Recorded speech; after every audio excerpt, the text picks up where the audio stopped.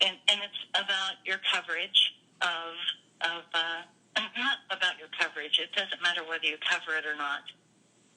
And that is the subject of Pete Santilli.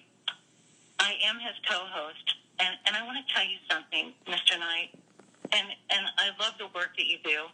Actually, Pete has called you an American hero on our show many times. Well, that's not what he was saying at the Bundy Ranch, quite frankly. I hear one thing and I see another thing. And, quite frankly, this is about a lot of things that he's trying to make himself at the center of all this. And this is, I think, a key issue of the problem.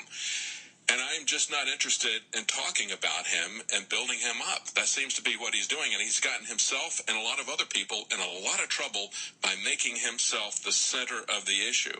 So that's really all I've got to say about it. And if you want to keep calling me about it, the issue here is land. It's not a reporter somewhere. Okay? It's about land. It's about an out-of-control government. And when anybody makes themselves a story, that changes the whole dynamic. And I'm not interested in talking about that. I mean, we've got other people who are in trouble. I'm far more interested in talking to the Bundys themselves. I'm far more interested in talking to Ammon and others. And basically, a lot of those lines of communication appear to have been burned by a guy who made himself the center of everything. When I first went there, he said, hey, I'm the liaison between alternative media and the government. I'm not alternative media. I don't need a liaison. I talk to people that I want to talk to when I want to talk to them. I don't need anybody's permission to do it.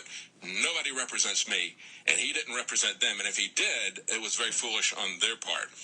Let's go to our next caller, Rob. What an ass. Rob.